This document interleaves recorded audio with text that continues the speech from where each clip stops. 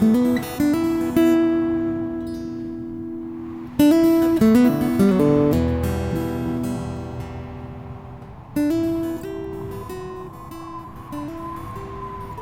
Mike Gauthier. I'm the acting superintendent at Mojave National Preserve. I've been in the Park Service since 1985. I'm proud to be down here in the Mojave working with Overland Bound and working with the community to keep this place awesome.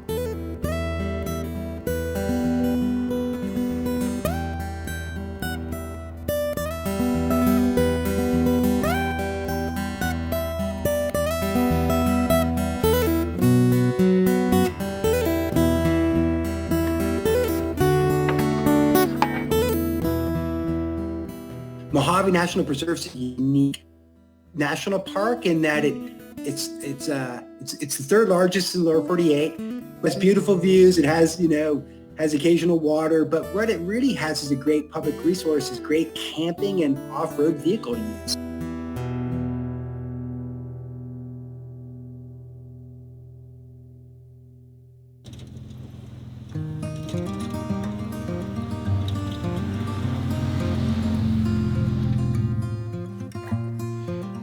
There's a lot of collaboration that has to happen in order to come out here to our national parks and volunteer. But something important to remember is really what it comes down to is getting out here and putting boots on the ground and picking up some garbage. So that's what our Trail Guardian program is all about. We've got 20,000 members worldwide. If you want to get involved, please check us out, and also check out Tread Lightly Principles, because when you go out on your own, you should be cleaning up after yourselves. But the parks don't stay open without the volunteer efforts of people like the folks that joined us out here this weekend. So find out how to get involved locally. Find out about Tread Lightly Principles so you're covering yourself, and get involved with an organization, whether it be Overland Bound or another local organization, to get out there and work to volunteer on our public spaces and our trails. Time to get to work. Currently we are just off of Needles Highway, just north of Needles, California, on the Nevada-California border, in BLM land, about ready to go into the national park, which is the Mojave National Preserve. We plan on working with the National Park Service in cooperation to clean up, do trail maintenance, and it's one of our Trail Guardian programs. So we're looking forward to working with the National Park Service to keep our public lands open.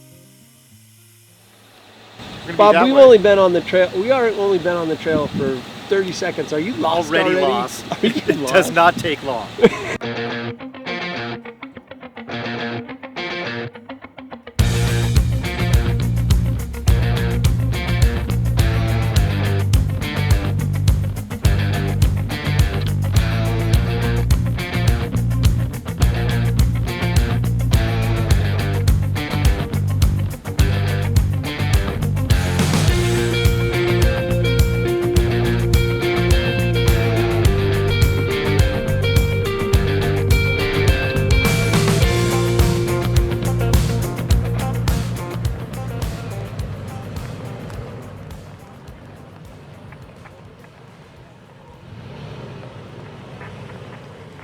I'm glad to see you out here in your element. It's nice to talk to you out here. Why don't you tell us a little bit about what you do with the Park Service and what it's all about out here? So I was hired as the park archaeologist for this, the third largest park unit in the continental U.S. Since then, I have gotten collateral duties of park historian, historic preservationist. So basically anything 50 years of age or older that falls into my catalog, and I am responsible for it. Great. You bring up a good point. I know, so folks that come out here, the public, they come out here and they wonder what's an artifact and what isn't. And so you just mentioned, hey, 50 years of age or older can be considered an artifact. Right, right. And what an artifact is it speaks to human culture. An artifact, without having the human beings that lived there on site at the time, can tell you a little bit about what they were doing there, what they were eating, what they were drinking, were they butchering animals, what kind of tools they were using. A lot of these old miners' camps, railroad camps and such, they've left enough detritus behind for us to go in there and interpret the history of that particular place. Right, right. Interesting. Yeah. tell us where we're at now. Where are we standing? So we're at Fort Paiute, a pre-Civil War military fort along the Mojave Road, which was a congressionally funded road, southern immigrant route into California. People in Los Angeles prior to 1858, which is when this road was constructed, were complaining to the federal government that you had the Donner Trail and the Oregon Trail and all these trails leading to San Francisco, obviously because of the gold rush. And there was nothing coming into Southern California, so there was no influx of money or investment or development, right. and the town wasn't growing. Los Angeles wasn't growing. So this was the route. Right and on. This was also to serve as a military supply route to Fort Mojave, which was developed on the Colorado River to control the Mojave Indians and also to protect this southern immigrant route into California. So Fort Paiute is a result of Indians, specifically Chemiwevi, southern Paiutes, killing a few of the immigrants that were coming along this route. The mail came through here as well. So at the water sources here, Fort Mojave on the river, Rock Spring, Camp Rock Spring, that will be the next one to hit, was they'd have a contingent of 9 to 12 soldiers at these little spots to help protect travel along this route. Got it. And this is one of those forts. Right on.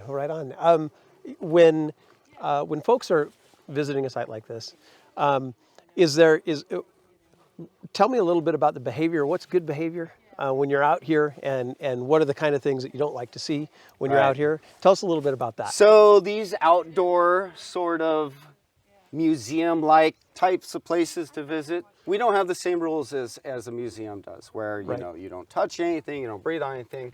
We encourage people to visit these places, look at stuff, touch stuff, pick stuff up. We don't want people walking on the walls. Anything that's going to structurally begin to deteriorate the structure. We've worked on this thing. We've re-adobe'd it and we've put rocks back. People like to climb around on them. Not a great idea. We have petroglyphs here, which are prehistoric carvings into the rocks. We encourage people not to touch those. Right. The oils on your hands and your fingers tend to damage the glyphs. Artifacts that you see on the ground, you're encouraged to photograph, pick up, handle, look at, put back in place where you find them. Right. The more stuff that walks away, that's carried off by people, the less opportunities we have to be able to interpret the areas. Right. In terms of where people are going, also just mind the trails, stay on the trails. Yeah, stay on the trails. If any of you that have visited Joshua Tree National Park is sort of the ultimate example of what happens when people go off trail. They're called social trails, and you just got lines through what would otherwise be, a natural vegetative sort of area. And I've actually worked on detail at Joshua Tree National Parks on trying to figure out resolutions for getting people to stay on trail. Right. And what we found is that bad people are going to be bad. They just don't care. Yep. So hopefully the kind of message that you guys are sharing are for those people that just don't know any better. Yep. And you can correct their behavior. Absolutely. And thankfully it warms my heart that most of the time when we come across that kind of behavior, it's that they don't know. They don't know. They might just pull off the trail. They pull off the trail. They hey, I got a 4-wheel drive vehicle. There's a car coming. I'm going to go off trail so that they can come by. You're not supposed to do that. And the Park Service mentality, and I know this from my own experience and talking with our law enforcement rangers. Yeah. If it's non-malicious, but they're still breaking the rules. Yeah. We tend to be very gentle with those people. Yeah. If somebody is spray painting or shooting, they're getting like the full law enforcement treatment. Great. And deservedly so. Great.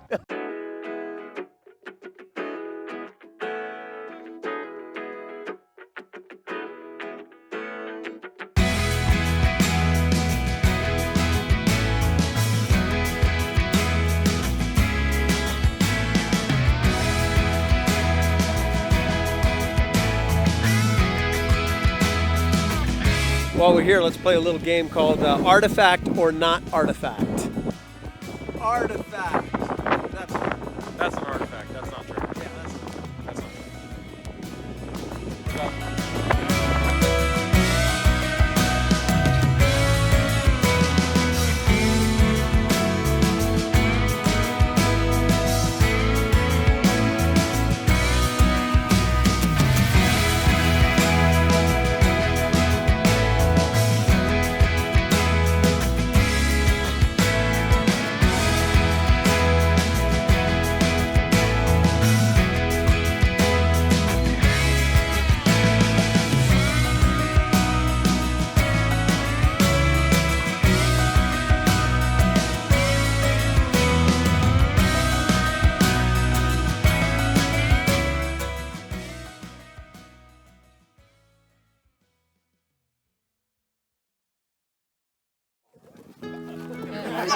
and I pull this out and I slap it on the counter. If he doesn't have his, guess who's buying? We're going to make the world a better place than we found it. And that's our mission. That's part of what we're trying to do out here. So you guys, I just thank you very much for coming out here and being a part of that. Really appreciate that. And it's difficult to maintain, make sure everybody's safe, make sure everybody's having a good time, and get through the trail with no damage. Because remember, we're all out here, the main purpose or big purpose is to preserve this so we have it and other people have it to use. So tomorrow is going to be an awesome day. Number one, it's going to be warmer, right? The rain's done. Rain's done. Yep. We will be at lower elevation, so it'll be a little bit warmer. We're going to be traveling from here through the Joshua trees, and as of what happened today, I want to thank you for your hard work.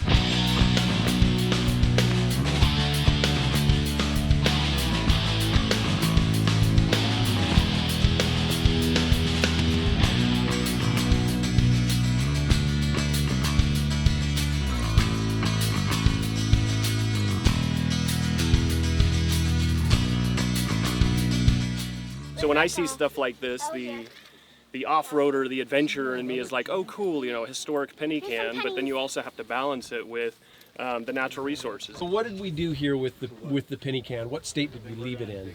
Well, much better than it was before. Anytime you have, you think of the scarecrow effect, right? I mean, usually cavity nesters in this area are going to be birds.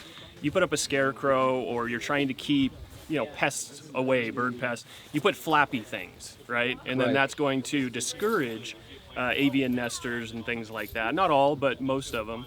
So by putting all these different flappy, curiosity type things on the trees, you're going to make, you know, most avian species not want to use this hole.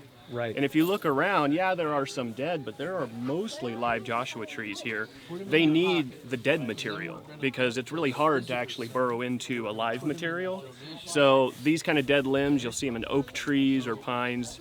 Anywhere there's something dead, that's where it's easier for a cavity nester, that's what they call them, to be able to get into this. Yeah. Something like the penny can, it blends in quite well. It's not making a ton of noise, it's not making a ton of motion, so it's not going to scare those, whatever's using this away from using it. Yes, we're using it off-road. That's cool. Leave no trace, right? But some of the historical elements have been here so long that a lot of species that if they're reusing this nest, they're not going to be scared off because it's been there. That's part of the natural environment for them. But if all of a sudden we come through and 5 of us start putting trinkets on, well, now that's new. And that's a disturbance. So we want to try to eliminate that. So keep the historic or cultural aspects, and just don't add more to it. Justin, thank you. That was really awesome. What's this? That is it's just a thank you coin that we give out just when somebody contributes to the community, as you just did. So really appreciate it. Yeah. Oh, that's awesome, man. Thank you. Thank you. Absolutely. We got to do our part. Yeah, right on. Yeah. Right on.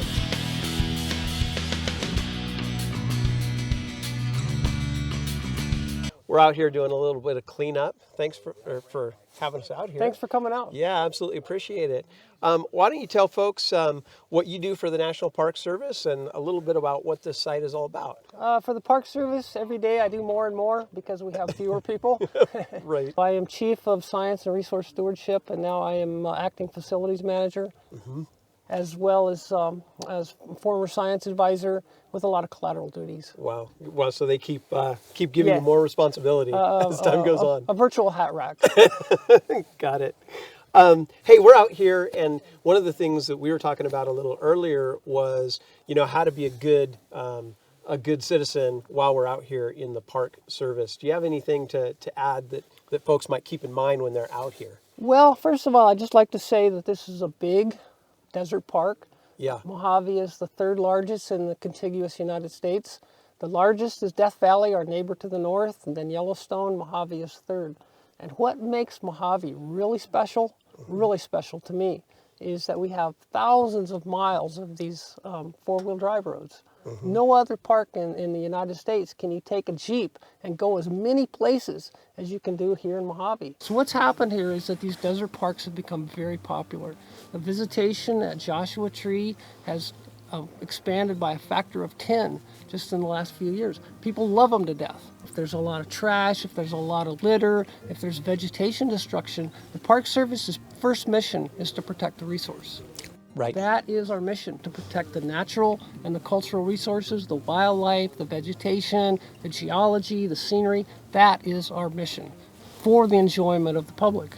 Okay? Right. And if the public enjoyment is causing damage to the resource, our mission is to curtail that damage. So let's suppose that the visitation increases by a factor of 10 here, like it did in Joshua Tree. Okay, and there's people swarming all over this, impacting the vegetation, impacting the wildlife. The Park Service has to protect the resource.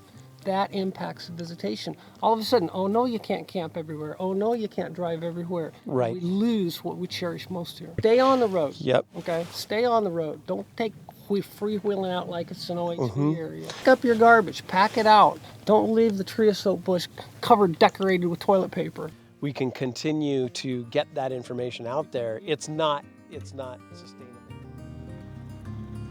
There's never going to be enough resources for the National Park Service or the Forest Service, the BLM, to do everything that they need to do, that they want to do, that they're mandated by law to do. And much of the best conservation and stewardship work happens in collaboration and partnership. It's just the way, it's the only way we're going to be successful, and that's the way we get the job done. Now, you've never driven the Mojave Road. What do I mean by that? Well, there's a specific GPX track that is actually the Mojave Road. And talking to the National Park Service out here, what happens over time is that people pass each other, or they just want to explore and they go off the road. And that creates a visual marker for other drivers. Pretty soon a lot of people are going on that road and they're following that road instead of the actual Mojave Trail. So if you come up to somebody and you're on a single track and you need to get by, you just want to get over just enough so that you guys are practically slapping mirrors and passing each other, but absolutely stay on the track. It's vitally important. So get that GPX file. The Mojave Road is here for you to explore. Come on back and actually drive the full length of the Mojave Road.